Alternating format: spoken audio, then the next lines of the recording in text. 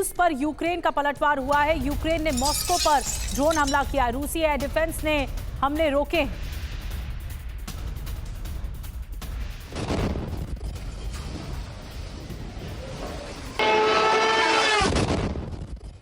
Moscow पर यूक्रेनी drone attack. देखिए, यूक्रेन एक के बाद एक हमले कर रहा है, वो भी ड्रोन से। 5 ड्रोन अटैक ने मॉस्को को निशाना बनाया।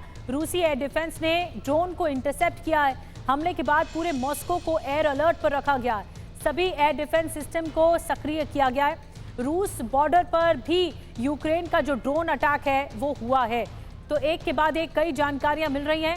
और सुमित, हम देख रहे हैं ये पैटर्न सा बन गया है यूक्रेन के लिए कि वो ड्रोन का सहारा ले रहा है हर एक चीज पर हमला करने के लिए, खास करके मॉस्को पर। एक साथ पहले भी कई ड्रोन अटैक किए, फिर एक साजिश रचने की खबर आई कि पुतिन की हत्या करवाई जा सकती है, जो ज़ेलेंस्की रच रहे हैं, ये भी दावा किया जा रहा है। तो ऐसे में पुतिन की अगली रणनीति क्या है? क्या वो ट्रंप के गुस्से का सामना करेंगे और इस बात का जवाब देंगे कि हम अपने डिफेंस में कार्रवाई कर रहे हैं, या फिर वो और हमले बढ़ाते रहेंगे?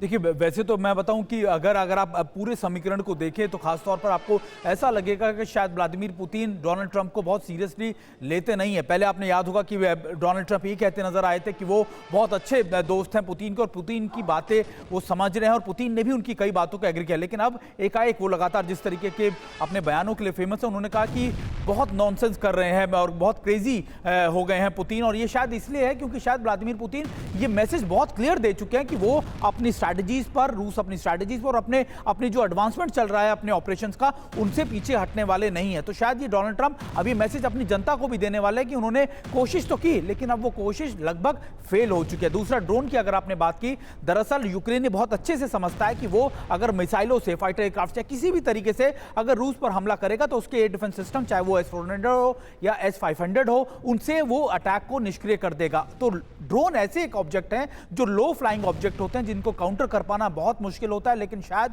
रूस ने वो स्ट्रैटेजीज को भी यूक्रेन के, आप कह सकते हैं, काउंटर कर दिया है। लगातार फेल करता जा रहा है। और कैमलिन के ऊपर या फिर मॉस्को के अंदर जितने भी ड्रोन अटैक यूक्रेन ने कोशिश किया पिछले 3 सालों में, वो ज्यादातर विफल ही रहे हैं। बहुत बहुत धन्यवाद सुमित, बहुत अच्छे से आपने समझाया कि किस तरह रूस की अगली स्ट्रैटेजी होगी, क्योंकि रूस रुकने वाले नहीं है, चाहे वो ट्रंप की वजह से हो या फिर किसी भी की वजह से भी हो, लेकिन रूस अपने ताबड़तोड़ हमले जारी रखने वाला है।